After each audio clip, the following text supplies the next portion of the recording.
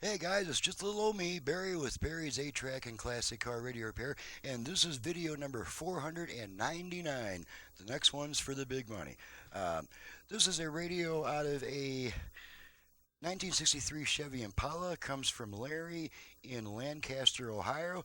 He's requested the modern conversion. The radio is already AM/FM, but due to parts availability, it just could not repair it to original stock, and so we've done a modern conversion on it using the original connectors, which means we'll have a single, just one output.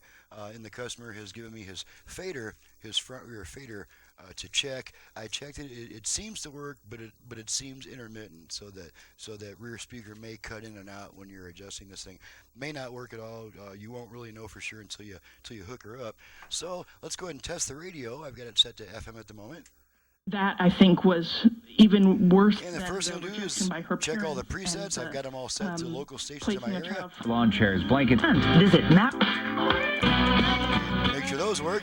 And now we'll run all the way down the dial. The idea you hear still. And remembering John Prine now, and Loosen up. The ministry money. just know that God brings them to a place. Clear title agents. Train if you want to get 10.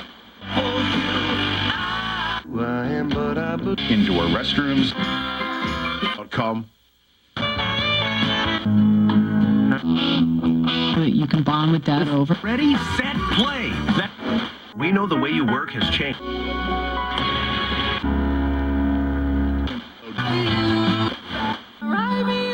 Ships every day. Eat on your lips to how. Redesigned 2020 Century. Okay, so let's pre-check about 30, 31, 32 FM stations.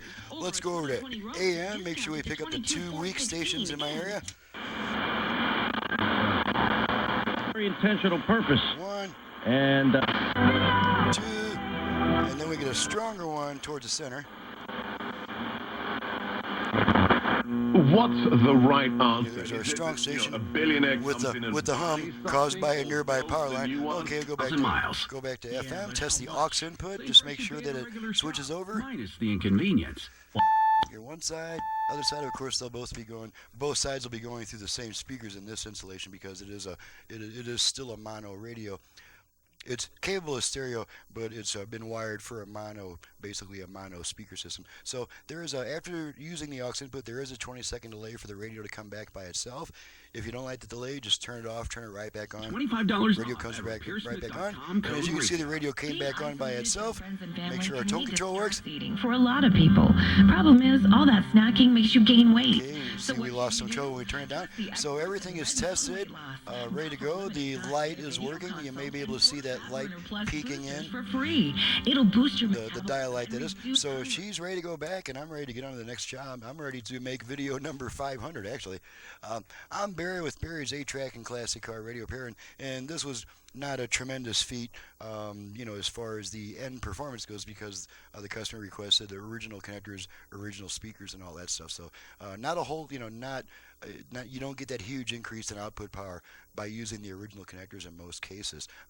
But a lot of customers don't really need all that extra volume. They just want to be able to listen to their radio. So that takes care of that. I'm Barry with Barry's 8-Track and Classic Car Radio Repair. If you have an 8-track player or a classic car radio in need of service or conversion, you can reach me at 928-533-9666. My very informative website is in the description below. Thanks for watching and listening, guys. See you next time.